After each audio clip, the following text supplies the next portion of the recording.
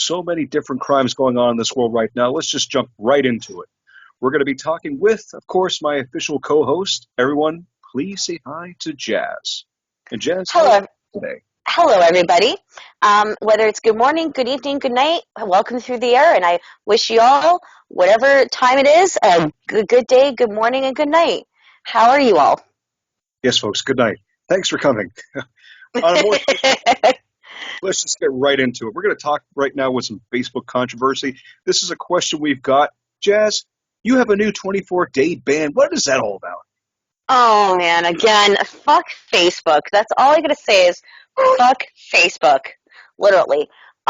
Basically, some guy, I was reading like a video or watching a video, and this guy, the video was about a man cheating on his girlfriend, and then the girlfriend retaliates and cheats on the man back, and the guy's like, well, you shouldn't be cheating, and stuff like that, right, in the video, and the girl goes, well, don't start the game if you can't finish it, and I said in the video, good on the girl for basically doing that, because, you know, I understand people are going to say, well, Jess, two wrongs don't make a right. Well, nobody should technically be cheating on anyone, but at that point, there's no loyalty in that relationship. So this one guy basically, because I made the comment good on her for standing up for herself, this man goes, well, you women just gotta have to accept the fact that we're not monogamous creatures and we're going to cheat no matter what. We are cheaters. And basically I told the guy, I said, fine, I wouldn't date someone like you. Men like you aren't shit these days. And I don't mean all men. I just mean men in those particular terms of cheating and treating their, you know, wives, girlfriends, and sisters and all that like garbage. You know, because I'm not a man hater. I just don't I don't have respect for those particular types of men. And because I said men like you aren't shit these days, Facebook presumed that as hate speech. And I got a 24-day ban as a result. Of course. And again, folks, this is not a knock to every guy out there. Just those quote-unquote pieces of shit that think they can run around, be unfaithful, and have multiple relationships and not actually consider their partners in the matter at all. Yes, I want people to emphasize that and understand that because, again, I don't have misandry around me. You know, like I'm not a misandristic person at all like that. You know, I just don't like it when people mistreat their partners. I don't even like women when they do this to men either. I mean, it's both sides of the coin. I mean, I'm just talking with one of my friends earlier. Would you believe in their inbox they got 26 marriage proposals the other day? Oh, wow. I mean, that must be some kind of Guinness Book of World Record right there. I mean, is this a guy or a girl? It was a girl, but it must be some kind of new Nigerian scam or one of those tech ones like, let's try a new thing on the go here. Let's get married to people and take their Google Play cards. Like, Jesus Christ. My sister got married to an Australian. I wonder if Jasper's a scam. Well, the less I say about that one, the better. And another story we're going to be talking about today, Roger Waters speaking for the UN. Have you heard anything about this? Oh, I have. Our boy's at it again, isn't he, Justin? Yes, he's very outspoken. So he was basically saying to the United Nations that the war on Ukraine and Russia was provoked. While Russia was basically doing war crimes illegal for infiltrating Ukraine, Ukraine basically had it coming in Roger Waters' opinion. What do you think? No.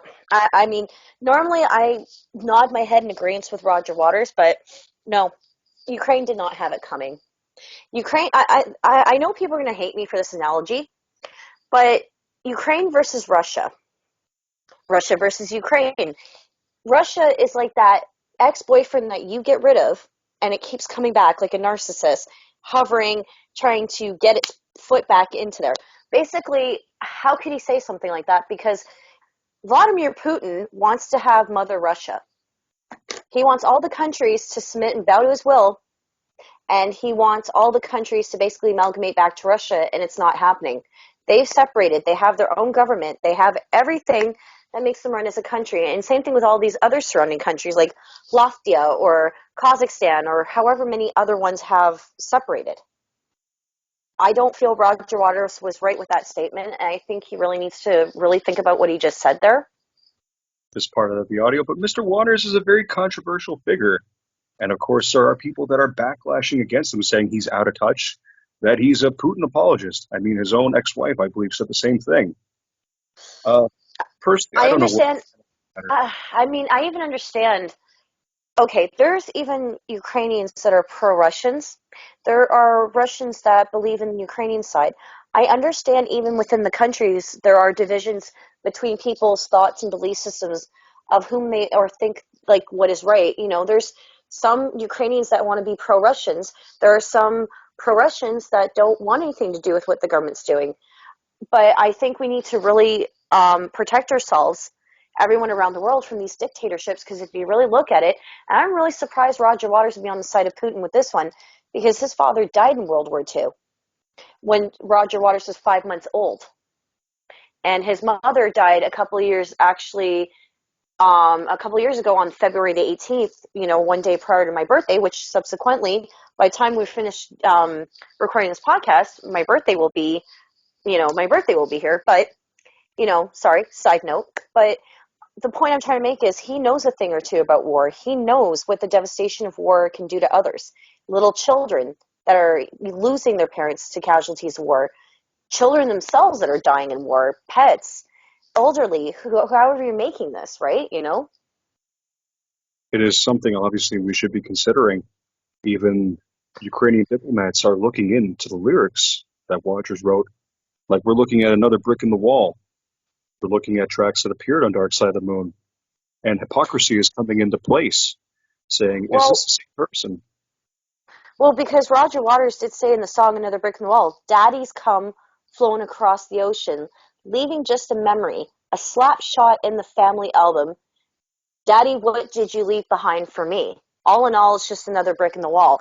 If you read between the lines of those lyrics, he's talking about his father's body being flown back from where he was fighting.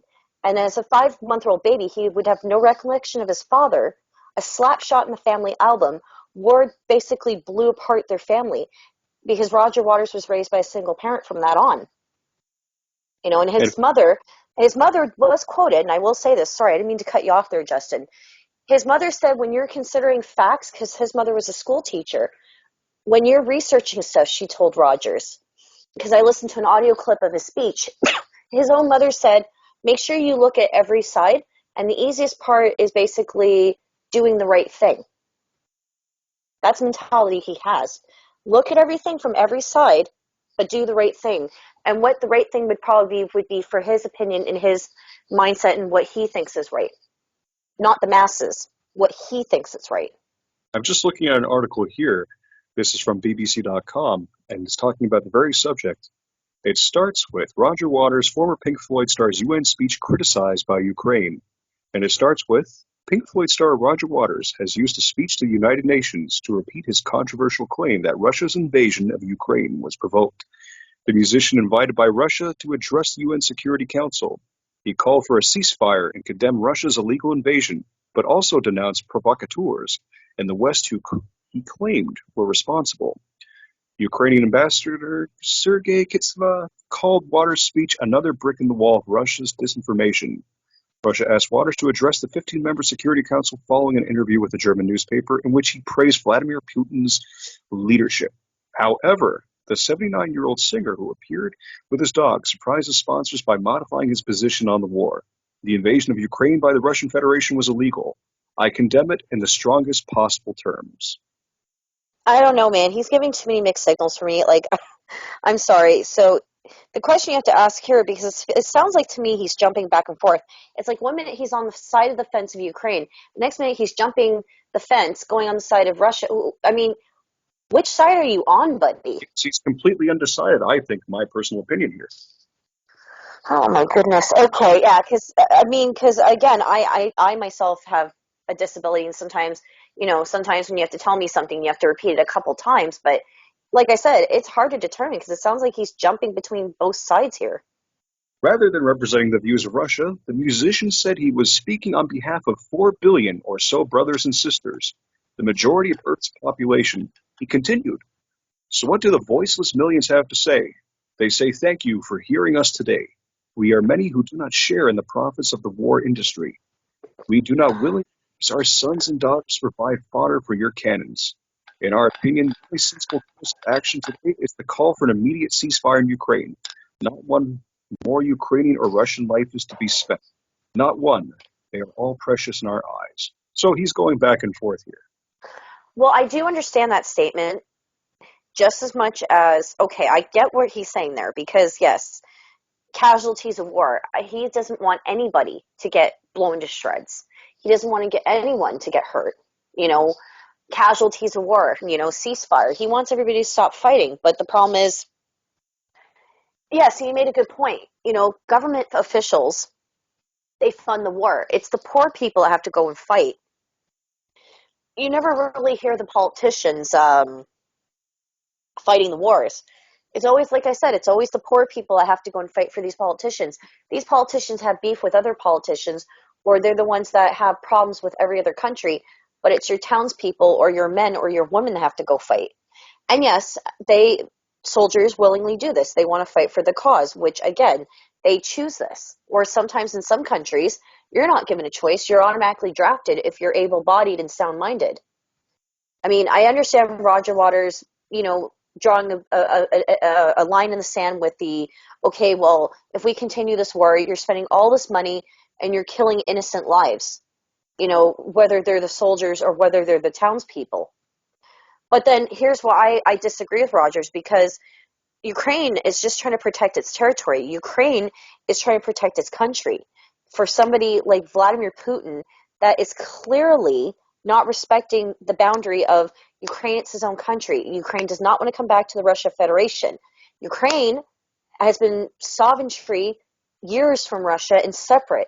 Like, when is enough? Like, leave him the hell alone. Leave Zelensky's country alone. I side on Ukraine. Leave Ukraine alone. Leave all the other countries alone. You're not going to get Mother Russia. Putin, you got to get that through your thick skull. You're not going to get Mother Russia back. If anything, this is a control freak and a dictator, and I feel he should be arrested for these war crimes against Ukraine. To look at the lyrics from House of Lords' song Desert Rain, it talks about the war that was happening back in 2001 with Iraq. And one of the verses goes, "To the fat cats behind the wheel, nothing is taboo, as they thirst for domination, and they hunger for the crude. In the desert, in the dead of the night, the boy he prays alone, and he wants to be a hero, so he's strapping on a bomb." This talks about the anticipation to go to war to fight for your country. There are people that are in support of this. No, I do understand that. And that's why, I'm not against any soldier that wants to go fight for the cause of their country. I am not against soldiers at all. In fact, it's quite brave and chivalrous that they do embark on that journey to do that. I would never, ever diss a soldier. Where I have more of a problem is with the leaders that are doing these things, that is provoking this. In the cogs in the wheel, that you can be replaced. That's a terrible mindset to look at. Exactly, but then the soldier doesn't look at it as I'm replaceable. When they die, or if they're a casualty of the war, they think, okay, I fought for this cause. It's like World War II. How many of those people came on those boats to go to Germany? How many of those people come back from Germany? Luckily, I had a great grandfather and a great uncle that fought in that war, and luckily, both of them survived. But imagine how many people did not come back on those boats. Twice as many men came on those boats, twice as many men didn't come back on those boats. We're going to be looking at another story now. This is actually just making the rounds. We were talking about a hit and run in Toronto. So there's just came up. We talked briefly about this. To reiterate now.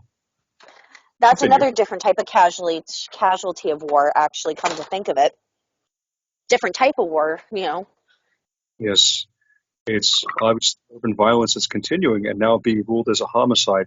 Of course, I'm talking about this new article popping up in the Toronto News reading, "Victim identified in fatal hit and run on the Danforth that is now considered a homicide." Toronto police have identified the victim of a fatal hit and run on Danforth early Sunday, which police say is now being treated as a homicide. The collision happened shortly before 4 a.m. near Danforth and Cedarvale Avenues, just east of Woodbine Avenue. Toronto police were called in the scene to reports of a person that had been struck by a vehicle. Speaking with reporters on the scene, Duty Inspector Ryan Ford said the victim was standing near the sidewalk when they were hit. That person was only 25 years old, and it's really sad. I read about him a bit in his obituary. I just forgot the victim's name. We can pull up the victim. Just let me find it. Apparently, he was a child actor, and he had two operations when he was a little child, and he survived all that. Victim has And been identified as huh, 25-year-old Gabriel Del Castillo. that's his name, this Castillo, yes.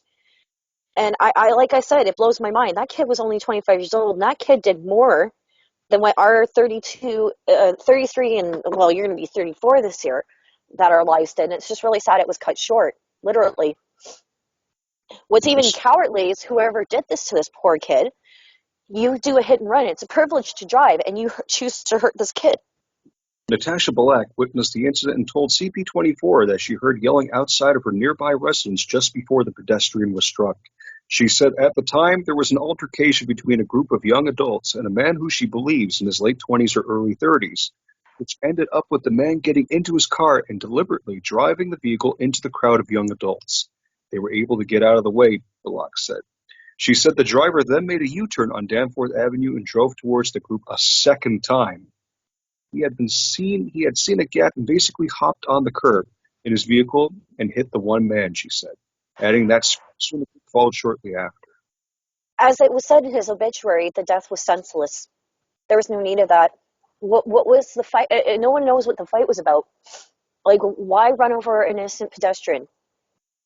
Like, go home. Like, don't fucking don't run over people like that. Like, it's really it's sad because this person had a promising. He went to university and everything. He had a promising life, and some asshole decides to run this person over for what? There's a lot more questions that are need to be answered. At the moment, a community that's just reeling with the impacts of violence and undermining our security and confidence here in the neighborhood, he said Sunday afternoon. The Ward 19 representative noted that police are in the process of doing a thorough investigation to determine what exactly happened. Toronto police are appealing to witnesses or anyone with video of the incident or area to come forward. So again, that is a tragedy. I feel Cut so sorry for his parents. 5 years of age, a young actor. I mean, Gabriel Del Castillo, Malali. I mean, what do you say there? That's just a tragedy in its own right. I feel so sorry for his parents. That's the first thing that pops in my head. I feel so sorry for his parents because nobody wants to lose a child. Nobody wants to bury their child. I've seen parents that have lost their children, and the looks on their faces, there's nothing you can say, do, or anything. They have to heal it on their own, but it will never be easy. They will always be haunted by the fact that they lost their child. No parent wants to bury their kids. Which just brings us to the next segue. We're going to be talking about another incident that happened. It's being labeled basically now as black on black violence. Of course, we're going to be talking about Tyron, 29 years old, who was brutally beaten to death by a group of 8 police officers. So what, okay, the first question I have here, and I shouldn't really be asking this question, but what made 8 cops beat on one person? That is not a fair fight. That's cowardly again. Just like the person getting behind the car and running over somebody is also a cowardly move. What caused 8 cops to beat on one person? Well, just off the top of my head, what I can remember was the excuse was they pulled him out of his car, Tyree Nichols, and he was apparently reaching for one of the officers' guns. So they retaliated in what they call self-defense. So why was the kid reaching for the gun? He wasn't. He was trying to escape police officers. I have the article here. Let me read it. Police in the southern U.S. city of Memphis, Tennessee, released a video Friday evening showing 5 police officers beating to death Tyree Nichols, a 29-year-old black man, following a traffic stop. The graphic video shows the officers brutally beating Nichols for 3 minutes. 2 officers can be seen holding Nichols down while others kick and punch him. At least one officer uses a baton. So right there, that seems like overkill. I mean, you It have is 5 officers. I mean, some reports were saying 8, but holding the guy down, I mean, when is it enough? When has he been neutralized, detained, and ready to be arrested? Why do you have to beat him senselessly? there's something called a pliable force, but I think in some cases, and I would say mostly in America, power really does stupid things to people. You know, I guess people feel more encouraged in crimes oftentimes to do it in groups versus one on one. There's that pack mentality, but this is just an abuse of power. That's all I see it as. It's just one big abuse of power. We're the cops, you're the civilian. Now we beat on you. But I'm not saying all cops are bad. Just as much as you have good and bad in all professions, really. I just think this was just a shit form of abuse of power. The attack on Nichols took place earlier this month after police in Memphis stopped him for alleged reckless driving. Nichols died from his injuries 3 days later. The officers, all of whom are black, were charged Thursday with second-degree murder, aggravated assault, aggravated kidnapping, official misconduct, and official oppression. All the officers have been fired. Speaking at the White House on Friday, President Joe Biden said he was very concerned about the possibility of violence after the video was released. He said he spoke with Nichols' mother earlier in the day and said she would pass legislation to counter police violence.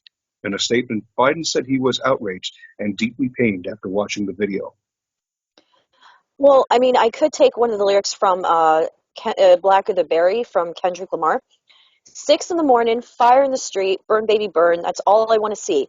And sometimes I get off watching you die in vain. It's such a shame. They call me crazy. They may say I suffer from schizophrenia or something, but homie, you made me. Black don't crack. And then I can't say the last word because, for reasons. For reasons. Well, Kendrick Lamar, he actually in that song talks about what it's like living as a black man in this day and age. He calls himself a hypocrite for the song because he's a successful person.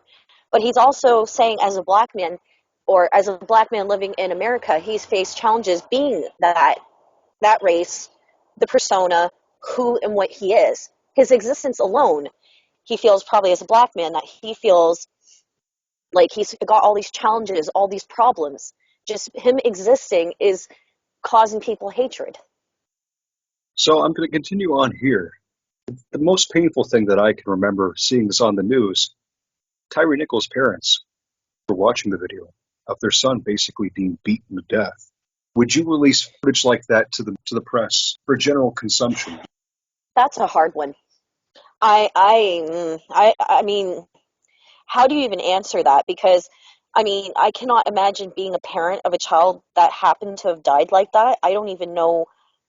See, that's the problem with grief. You don't know what you're going to feel at that time. I mean, I would want to see the video probably for closure, but then part of me would be so heartbroken I wouldn't want to see it.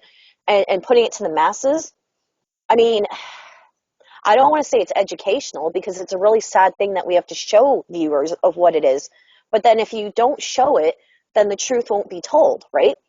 Yes, we would just be sweeping it under the rug, essentially a public execution of your own son. I mean, my heart goes out to the family. They wanted closure, but they also wanted to see what happened and hopefully try to prevent it in the future. We keep saying that we want to prevent it from the future, but it always circles back and happens again and again. I mean, when is enough is going to be enough is the question. We keep saying, oh, these are terrible crimes. We need to prevent this. What are they exactly doing to prevent this? We can sit here and list about 10, 15, 20, even more black people that have suffered the ire of the police, whether they be black or white. So when is enough is enough? That is the bigger question here. And what are they doing about it? During a news conference Friday at a Memphis church, Nichols' stepfather, Rodney Wells, said the family was very satisfied with the legal process so far, and he urged people, if they needed to protest, to do so peacefully. We didn't want any more black-on-black violence, obviously. We wanted to hold the police accountable, I would assume, and not take it to a violent measure. We want peace. We do not want any type of uproar. We do not want any type of disturbance. We want peaceful protest, he said. The family is very satisfied with the process with the police chief, with the DA. I can understand the family wanting peace, but the problem is you can't control the masses. You always have one goof that will walk into a protest. Like, look at the G20. People are throwing rocks at the horses. People are burning cop cars. I mean, I'm not saying peace can't be, what's it called? Peace can't be happening during these protests, but oftentimes you always have one person spoiling it for everybody else. And I shouldn't even say the word spoiling it. You have one person that, okay, we go in there with a peace of mind, but you always have one person that wants to cause uproar and violence. I seriously hope that people take that in consideration when they are protesting and that they don't turn it to a violent act. There is no place for this in today's society, and that's one question I'm going to pass on to the folks out there. When is police brutality enough? When is it overkill? We're not even talking about misconduct here. We're talking about abusing your power. So that's Well, my it's just question. like it's like in Russia with Pussy Riot when they were taking over Pussy Riot, this band. They were doing protests against Putin's regime, and then one of the band members, Misha, who's a 5'4" girl around my height, getting beat on by four cops and Russian cops. Well, again, police brutality exists all over the world. And when is it enough is I feel when the person is saying, I surrender, I don't want to fight, then you as a cop, as a duty, should not be aggressing against an individual. The person that wants to remain anonymous. Why is being liberal or vigilant, aka woke, about the world considered dangerous or inappropriate? Who is calling independence and identity and asking the right questions wrong? That's a good question. I feel actually I'll let you start with this question, answer it, and then I will chime in with my opinion first because I think you have a better stance on this. What your opinion was? Well, I think with the liberal or vigilant movement, the first thing that comes to mind is leftism. This is the leftist political views, the idea of free enterprise, as far as I'm concerned, about being open minded and multicultural and accepting different backgrounds. Whereas I feel, in terms of conservatism on the right, complete opposite.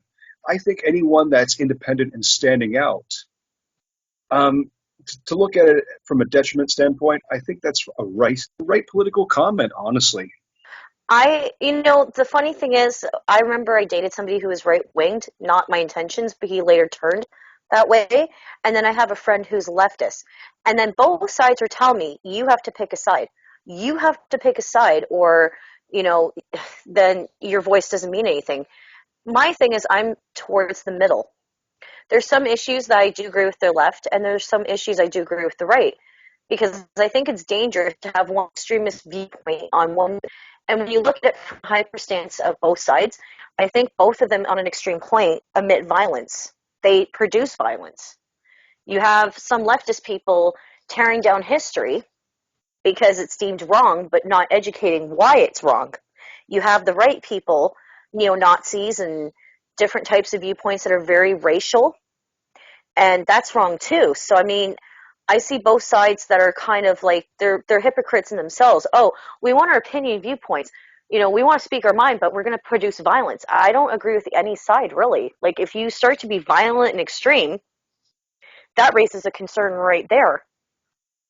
You could be woke, but you don't have to tear down things and make your point being violent just as much as, you could still be a Christian or a pro-lifer or whatever the heck the right tends to agree on or believe, but you don't have to, again, it's because everybody wants their viewpoints crammed down people's throats.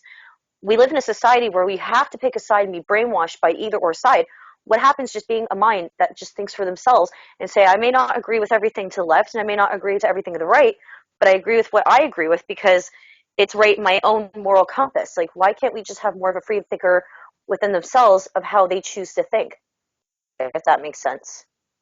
Right-wing ideology would have favored market-based solutions to the issues that the government programs aim to tackle. For example, I'm just looking up a definition here for today's podcast. I always felt that it was left, since you're out doing something for your own, even though it would be considered capitalism. So, moving on, we have another topic here. Obviously, we're going to be talking about fingers in the pie. Should we just go right in? Fingers in the pie. Uh-oh. Not a Uh-oh. for Oliver Twist. May I have some more? No, we're going to be talking about John Tory. Yes. Mayor John Tory has definitely stuck his finger in the wrong pie, I think. I mean, do you just want to go right into this? Yes. Yes, let's go right into it. I almost choked on my water there. What was the affair about, if I may ask? Sorry?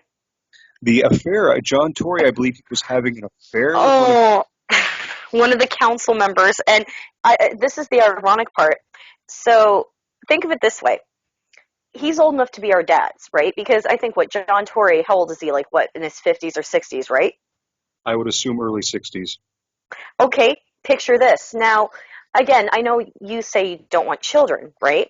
So imagine this. You have a daughter, and she's 30, around our age, and she's dating a 60-year-old man. What's your first thought that comes to that? Sugar And this daddy. guy, And this guy is fully grown ass man, married to a woman for 40 years. He has a wife for 40 years. I mean, as an old man myself, I mean, we often think about what would it be like to date someone half of our age. Okay, I can't. I'm gonna have to cut that with the podcast. But there is this. Yeah. Well, okay, yes, she's legal, but I mean, regardless if she's legal or not, okay. Because let's get serious about this. Because you and I can bang off so many jokes here, which would probably get us banned. Um, let's try to be serious about this because it's not very nice. I feel sorry for the wife. I feel sorry for the wife because again, she devoted her life for it. Can you imagine you devote your life to somebody for 40 years in a marriage? You're faithful. You bring children into the world. You build an empire with your husband. Your husband's a politician. You're trying to be as supportive on his job. During the pandemic, he had to stay behind longer hours. And how does he repay you? Sleeping with somebody 30 years his junior. So what would you think there? Like, put yourselves in the wife's shoes. What do you think as a man? I would be devastated myself as the wife to have to put up with this, all the sacrifices that I made over the years, only for my significant other to turn around and do this. I think I would look at my husband as someone who was cold, heartless, and clearly not even considering me, only thinking of their best interests. So I do have an article here for it. It's Bill Clinton again. I'll tell you. And again, like I don't know why. What's it called? Mrs. Clinton, Hillary Clinton, put up with that shit. I don't care if you're the president of the United States. I don't care if you're the mayor of Toronto. Your shit would be out that lawn so fucking quick if I found out if my husband was cheating on me. I wouldn't say nothing. I would not even have a conversation. It would be, okay, you get to serve the divorce papers and your shit's out in the lawn and be lucky. Half of it's not broken and half of it's not sold or pawned off or taken by the neighbors. I mean, if my husband was in the White House and we were going through some problems, I'd stick around because, maybe there might be a day when I might want to run myself, hint, hint, hint. Yeah, but hint, hint, hint, she didn't even win the thing against freaking Oompa Loompa, freaking, what's his Yes, name, I know, Trump? President, I guess the Orange Mussolini, as so many people call him. No, Yeah, he looks like a straight up Oompa Loompa. I'm sorry, man. What the hell is he doing with that tan and his hair? Like, what the got me singing it. Ah, Oompa Loompa Doompity Doom? We well, got another puzzle for you. Oompa Loompa Doopity Dee. If you are wise, you'll listen to me. What do okay. you do when your husband's a cheater? I think we should get right into it. Speaking of puzzles, Putting his pie in the pumpkin eater. as soon as you're finished, How John many Tory, divorce papers can you serve with that? What do you think will come of that? Okay, I'm gonna stop. I'm gonna stop. on behalf of me and the Omnibus, we thank you, Jazz. Folks, if you would like to hear Jazz sing some more, please let us know in the comments. I gotta stop with that. We're John, not getting banned. We're not getting banned today.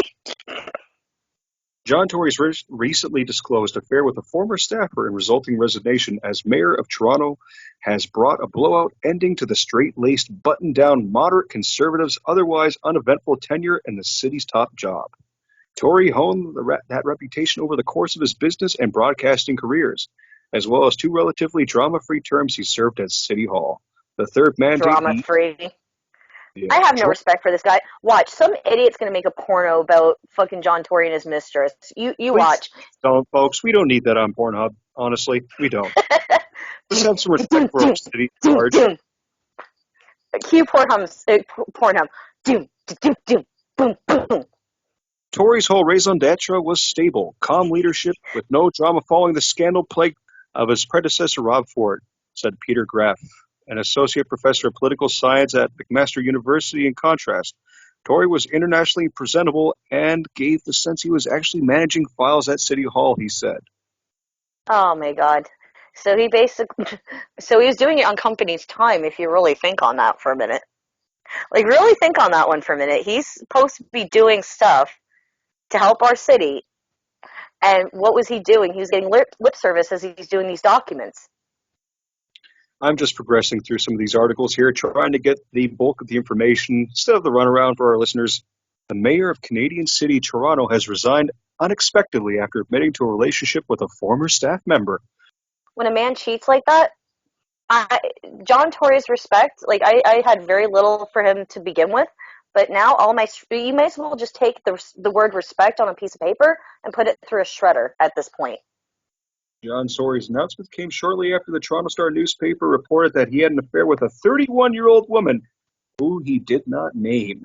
He said the affair started during the COVID-19 pandemic and was ended mutually by consent this year. The 68-year-old called the relationship a serious error in judgment.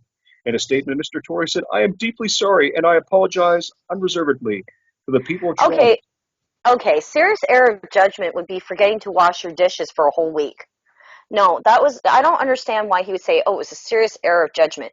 No, I'm sorry. That was a damn choice. I mean, I hate when cheaters say, oh, I had a serious error of lack of judgment. No, you made a conscious choice to cheat on your wife. And to boot, that woman was with you for 40 years. She bared your children. She supported you while you went up the career ladder up to be a mayor. She was there taking care of your home. She was there being a loyal, faithful wife, and this is how you repay her? Justin, for example, let's just say if the shoe was on the other foot. How would you feel if you were his wife and you did all that for Mayor John Tory? I've dedicated, I've sacrificed, and my husband goes and does this. It's complete self-indulgence. It's something that should not be tolerated, something that I would be ashamed of myself if I was I the don't person. care. I don't care if you're the President of the United States. I don't care if you're John Tory. I don't care whom and what you are as a man, or even women, because women do cheat too before men come for me in the comments. Because again, I'm not biased towards men, but either party that cheats, man or woman. If it was me in that relationship, I would have no dialogue, no conversation. I find out about the affair. I'd be like, okay, I wouldn't even want to look in his face. I'd be so freaking angry that I just sent him the divorce papers. I'd sign my half. He better sign his half, and then half his shit would be out in the lawn. And be lucky that none of it's broken or half the neighbors don't take your stuff. I would have no conversation. Shit be out in the lawn. You better move to another place because I would not want to look at him. In a statement, Mr. Tory said, "I am deeply sorry and I apologize unreservedly to the people of Toronto. Most of all, I apologize to my wife, Barb, and to my family who I've let down more than anyone else," he added. Mr. Tory said he would work with city employees and Deputy Mayor Jennifer McKelvey to ensure an orderly transition to a new administration. He added, "I deeply regret having to step away from a job that I love in a city that I love even more." No offense, he apologizes. You know why he apologized? Because Because he got whoever writes it's the only reason why he's apologizing. One, he got caught. Two, he's apologizing because he has to give, a fluffy disposition, because it is a fluffy disposition at this point. He has to be calm, civil, and polite. I'm sorry to the masses. I'm sorry to you weren't thinking about that when you were doing it. Like, how dare he get up on a podium and says, I'm sorry for what I did to my wife. You weren't thinking about that when you were doing what you were doing. And I'm saying the clean, censored version of it, because, again, we don't want to be demonetized, right? no, not that I know of. Hmm. I mean, how dare he have enough guff to get up there on a podium? I'm so sorry for what I've done to my wife, my children. You weren't thinking about that when you were doing it. And forget the masses of Toronto. We can survive without you. We don't want cheaters for our mayor, to rule and campaign in Toronto. I don't give a shit if he's a cheater. Forget us. You really need to either apologize to your wife, divorce your wife and your children that you didn't think about, or at this case, your grandkids, because I think his kids are all grown up now. But you weren't thinking about that when you were doing it. I really do not understand cheaters. Oh, I'm sorry, it didn't mean anything. Oh, I'm sorry, it will never happen again.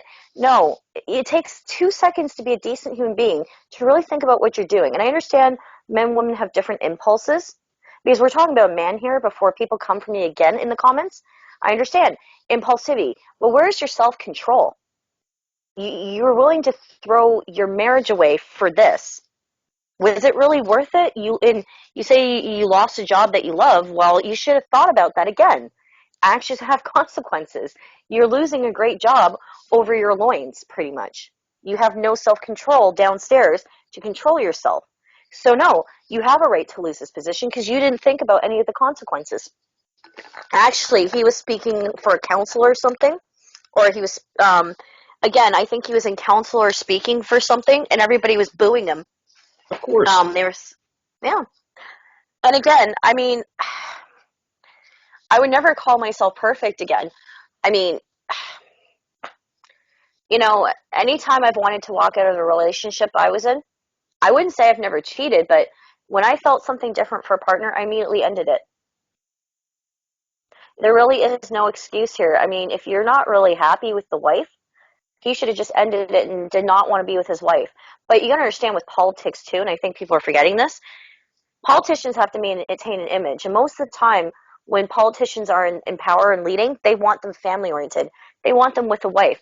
I mean, we can also talk about Jackie Kennedy with what's his name? The Kennedy brothers, Robert and why is it? What's the other brother's name? I don't know why it escaped my head. John F. Kennedy. People forget to mention this, and I'm not.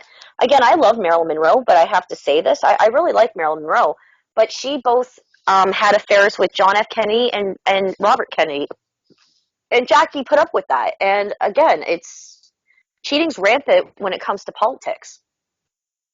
Well, to differentiate for a second, we're going to reiterate on a story that we talked about during our last podcast. We were talking about violence on the transit system around Toronto here. And unfortunately, I have another update for everyone. So, 3 teens have been arrested for allegedly slashing a woman in the face at Spadina Station. Oh my God. Are you kidding me? 2 boys and a girl now facing charges, including assault with a weapon. Ontario's police watchdog is investigating after Toronto police arrested and charged 3 teens in connection with a woman being slashed in the face at Spadina subway station on Sunday. According to special investigation, one of the teens, a 16-year-old boy, suffered serious injuries following his arrest on Monday night. In a news release, Toronto police said the teens were arrested on Monday after police were called about a suspicious incident in the Long Branch Avenue at Lake Promenade area. Police said an officer was investigating a boy in the stairwell of a residential building when the accused attempted to run and alerted another boy and girl. Investigators alleged that one of the boys then swung a machete at the officer before all Oh three. God. What the hell? No offense. Now I'm definitely busting out the homemade bear mace. Oh, Justin, it's 12 o'clock. It's my birthday, folks. It's my 33rd birthday. I'm sorry, I didn't mean to interrupt. Yes, I think this was actually worth interrupting. We just encountered a new milestone for the Jazz Saga. 33 years old, and how do you feel? What is it? What is Rocky with I feel great? Or I'll have to think of something creative. I I feel feel fabulous. Adrian, yo, Rocky, yo, Adrian. Yes, pretty much. Oh, it's been a wild 33 years. It's been a wild ride. I feel, I think my 30s have given me more freedom than my 20s, and I'm liberated in my 30s. I'm still not where I need to be yet, but I'm getting there. I think between 32 and 33, I think I've tried new things, and I'm slowly getting to where I need to be, and I've taken more risks. I You mean, know, was Rocky 4 with Ivan Drago? He said to Creed, I must break you. Well, I'll tell you one thing. Getting older in age is the first thing that I think about.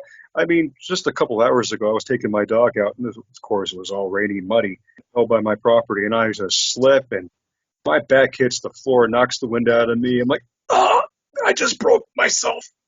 are So I you know, okay though? Ooh, that sounds painful. Are you okay? but when you reach 33 and onwards, it's a downhill battle with your back. So my sympathy and condolences with you on your birthday. Well, I sleep with a CPAP system, so I understand about sort of declining health, and I have psoriasis. So, I mean, I take it one day at a time. I adjust to my new body and how it functions, and I still feel like a 20-year-old at times, and there's times I still feel like an old woman. Well, you're only as young as you feel. And talking Yes. about feeling, let's talk about the machete again.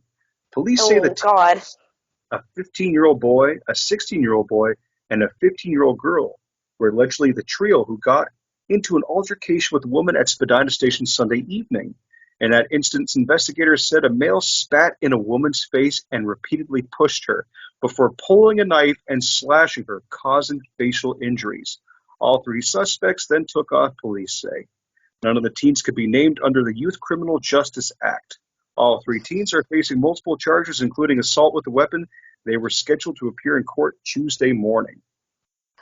No, you know what? I think our Canadian systems are too weak. I think they should be saying who did that. And a machete and up in the face like that, that's a very personal attack. To especially slash somebody's face, it screams hatred. That person, those kids had a vendetta against this woman. I wouldn't say personal as in they knew this woman, but they were out for blood. They wanted to cause her permanent disfiguration. And I'm not saying men don't value their faces, but even a person's face is their identity. I think it was a target attack. I mean, I don't think it was thought of beforehand. Yeah, I but don't. why go for the face? I mean, no offense, and I'm not that I'm an expert at this, nor would I want to be. I mean, I'm glad. Well, I don't want to say I'm glad they hurt her face because he could have easily stabbed her in one of her vital areas, like the chest or the stomach. You want to I know mean, from a defense perspective or just attacking? She was probably wearing winter jacket, multiple layers of clothing. I've heard stories about this in the past. Her face was most likely not concealed, and if they wanted to do instant damage, they would have gone for that. again, regardless, your face is almost like your identity. So it's. I feel sorry for this woman because now she's going to have to go through cosmetic surgery to get that fixed. It's terrible. Like I said, I'm going to have to bust out my homemade bear mace. I hate to say it, and I don't really want to be fear mongering, and I don't want to be caught by the police, but maybe I'm going to have to carry, something that's going to have to protect me now. Continuing the article, boy complained of pain. According to the SIU, officers were called to the area of Long Branch Avenue and Lake Promenade for a disturbance at 7:40 p.m. Officers found one of the teens when they tried to arrest him. The boy and another swung a machete at the officer. Um, it goes on to say this morning the boy complained of pain. He was taken to the hospital and diagnosed with serious injuries. So I guess this was after resisting arrest and police having to get involved to detain this child. Protocol they have to send if the inmate complains of pain or injury. Protocol is they have to send them to make sure they're okay because if they die under police supervision, they're held responsible. So my question for you, should there be more police involvement with the Toronto transit system? Yes, yes, I do feel because this is one too many incidents now. What is this like? What the fourth or fifth or seventh incident of somebody Yes. getting violent on the TTC? Yes. I mean, as regular myself, I can see police all the time, and still, even that I don't think is enough. Well, no offense, people are going to start getting scared and they're going to start carrying weapons I because agree. I hate to say it like that because I mean I don't understand why we have this law penalty. Oh, if you carry certain weapons, it's a concealed weapon. I mean, if someone's sitting there and attacking me, I'm not going to take it. I personally won't take it. Personal stance, as I've said this before, there should be metal detectors. And it's pretty bad that our world's getting to the point where we're going to need metal detectors in our own community transit system and also schools. Of This is course, getting ridiculous. It's ridiculous. schools, We it's already should. implemented as we talked about in the past. But can you imagine the budget required to have this on the TTC? This is And going to then get. who's going to get taxed for it? It's not the rich. Oh no, No, it's going to be the middle class. Middle class and the poor people are going to have to pay for extra taxes.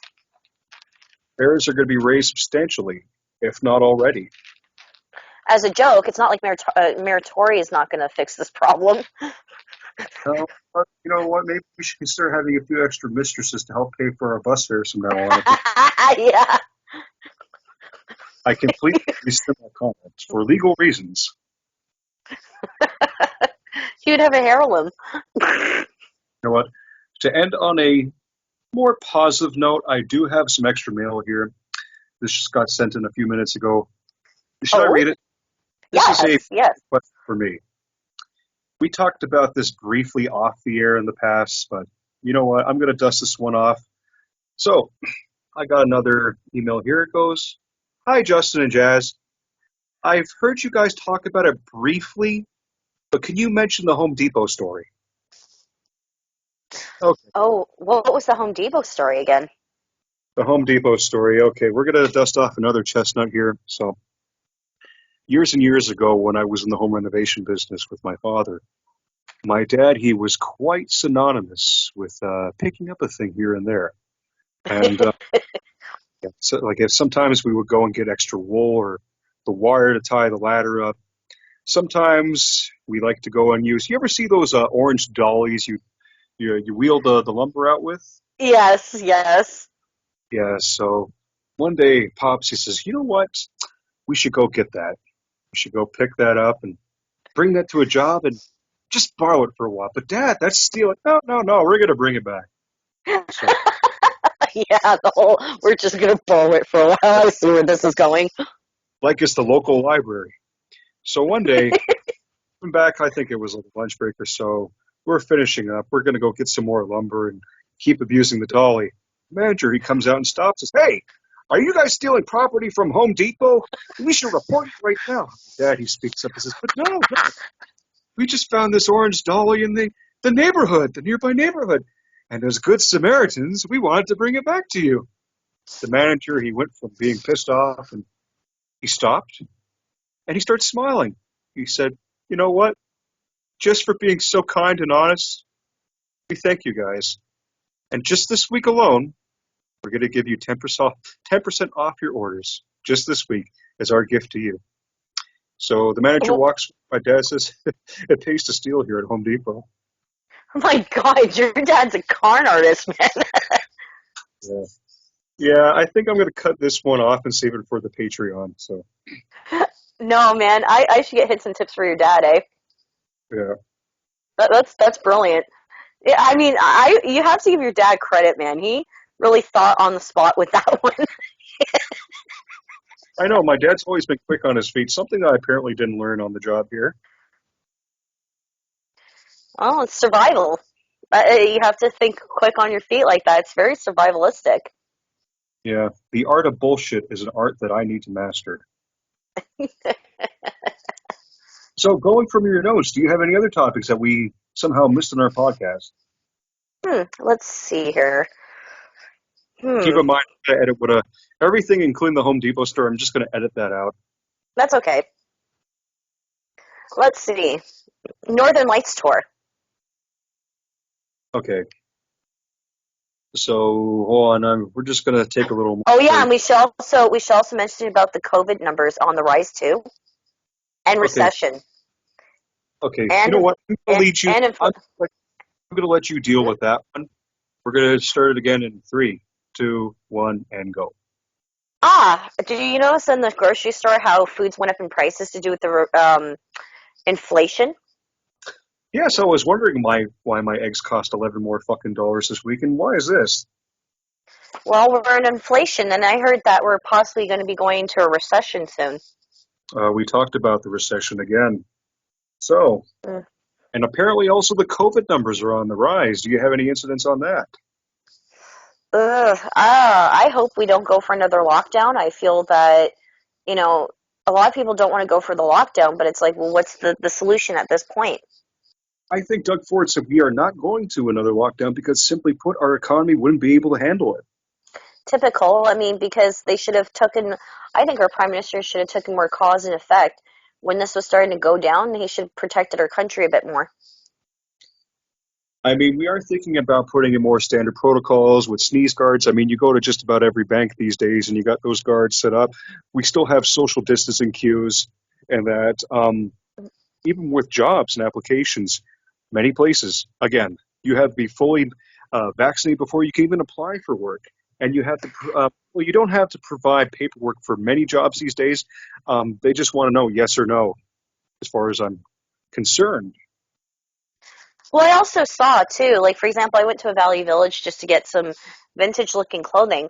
They took out the change rooms and they're taking out more cash registers and putting in self serving stuff. I think that's going to be the end for um, cashiers for jobs now.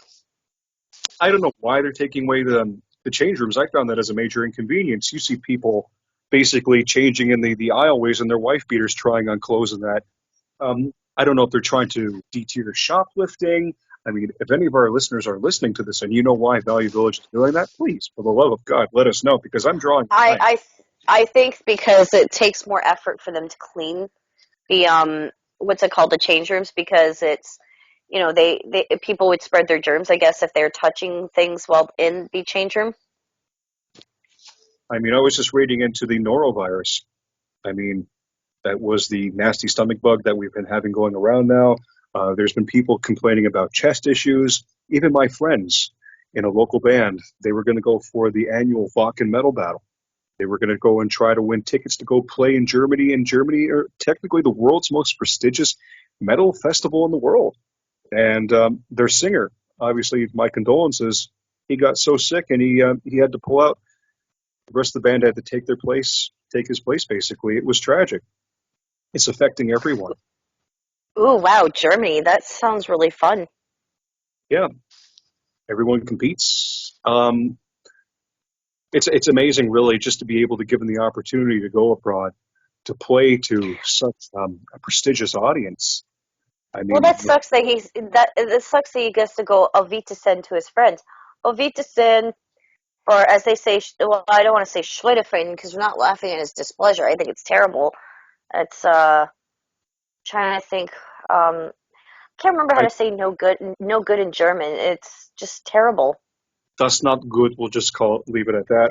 That das nein, or nine would be That's not no. good. Okay, Das nein good. please excuse us for our broken Dutch today, folks.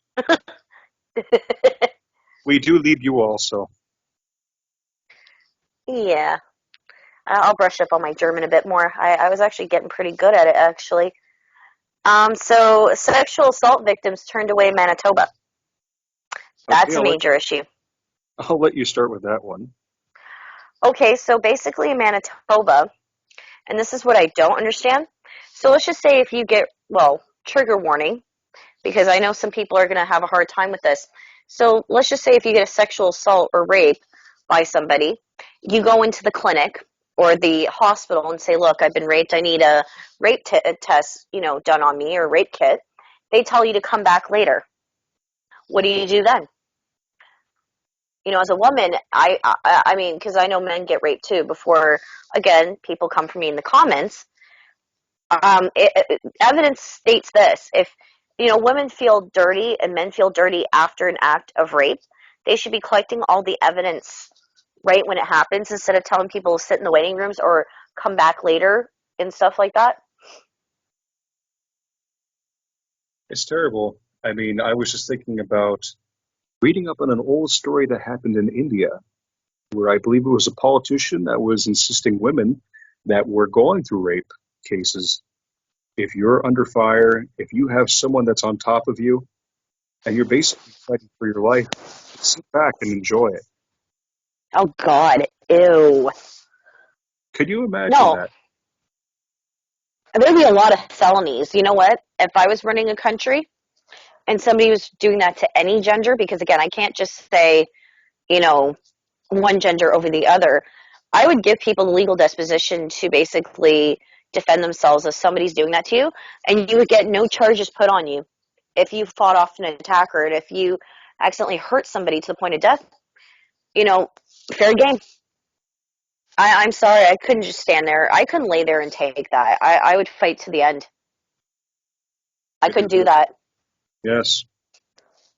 And with that, folks, we're going to bring a close to another exciting episode of the Omnibus.